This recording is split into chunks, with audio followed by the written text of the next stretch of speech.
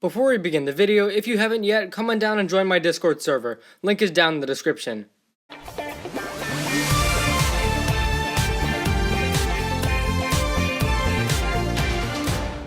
Hello guys, welcome back for my review of Seabound's finale, The Turn of the Tide.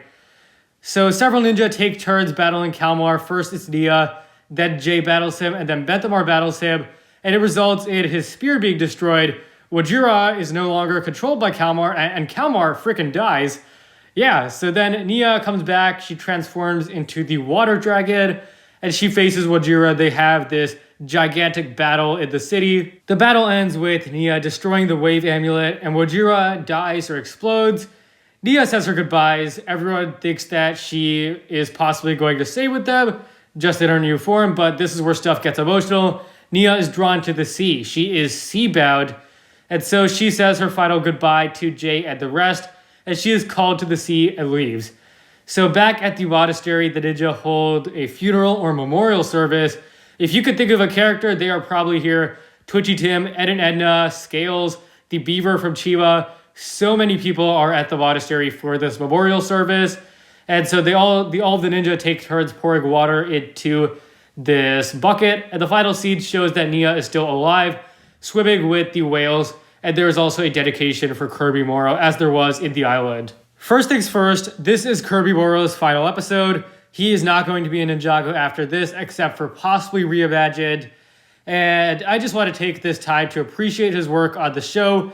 Kirby's voice as Cole was fantastic, and I think that he really brought this excellent warmth to Cole, really made him feel like a friendly and kind-hearted character, which Cole is, and I will really miss this voice that Kirby Morrow has provided to Cole over the past 10 years. I really appreciate that they dedicated these episodes to him, and I think every Ninjago fan, including myself, is very grateful that he was able to be Cole's voice, and especially for this final year, we were really able to appreciate him, knowing that he is sadly no longer with us. Now, this episode on its own is quite depressing too, but there is a very good fight between Nia versus Wojira. That's kind of like the main fight for this finale.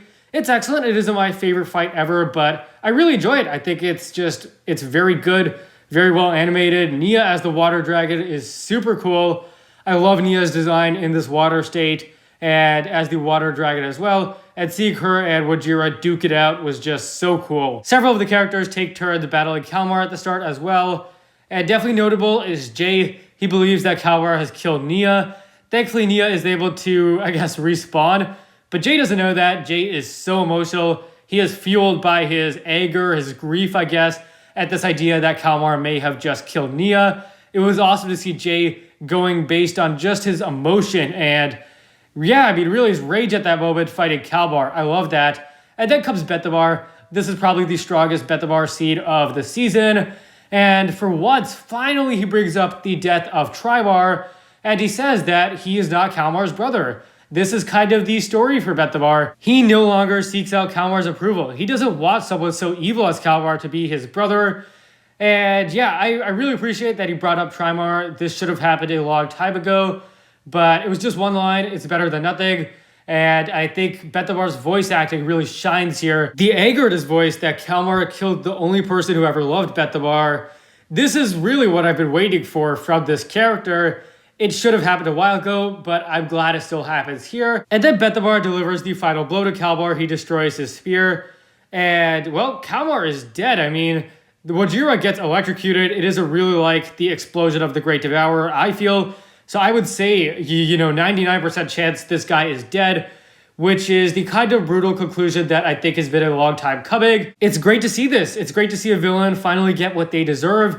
Recently, I feel like Ninjago has had a problem with unsatisfied conclusions, such as jail or exile, and this is great. It is so satisfying. It is deserving. Kalmar deserves this for everything he's done, and seeing him get devoured just in one bite by Wojira, it's a funny scene. It's satisfying, and I like it. It's kind of dark by Ninjago standards. He's probably dead.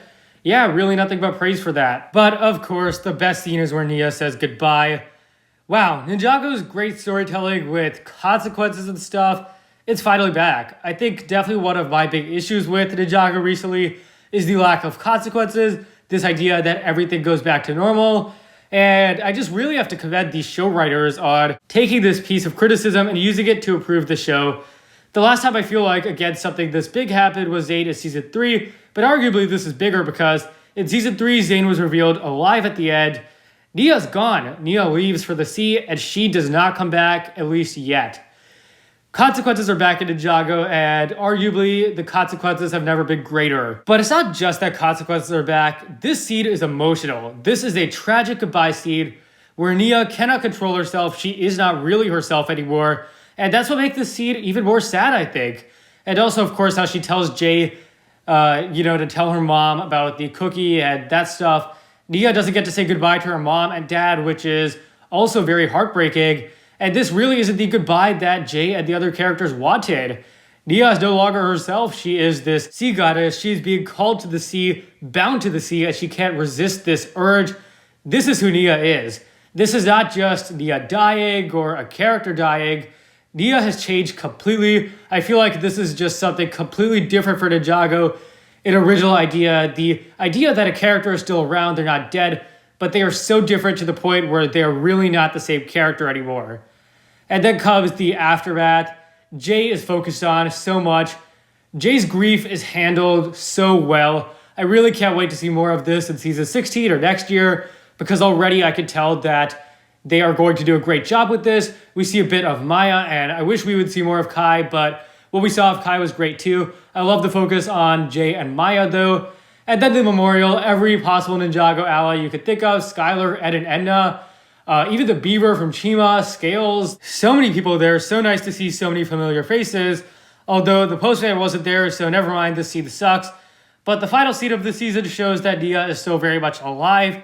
She is at least happy, it seems, being amongst the whales and stuff, but wow, I'm just really at a loss for any further words. This episode just does so much, but I do feel there are a few minor issues.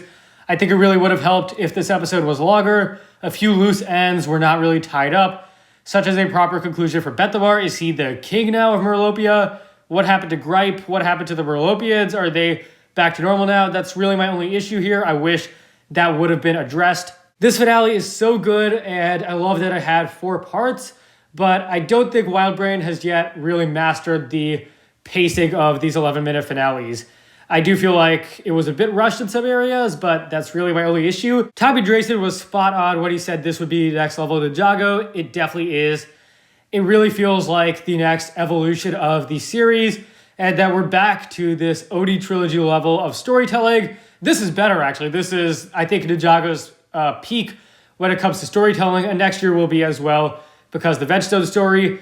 Characters, Jay, not Nia, I'd say, is the star of this episode. Jay's grief and how he handles this loss is mastered so well. It is really just an excellent focus on Jay. Of course, Nia is awesome too, and I think that this was probably the strongest area for Bethamar. Overall, he's still a pretty weak character, but we'll talk more about that later. The final fight, Nia versus Wojira, awesome stuff. And emotion, I don't need to say more. This is probably one of the most emotional episodes of Ninjago ever. Yeah, easily a 10 out of 10 episode for me. I love it. This is one of Wildbrain's best finales. This had, of course, the season 13 finale. And Seabound as a whole was a fantastic season. So yeah, over the course of the next week or two, we'll start with some final reviews and stuff. And be sure to share your thoughts on the season finale below. Thank you for watching. If you enjoyed, be sure to leave a like, subscribe, share with anyone and everyone you know. And I'll see you guys next time.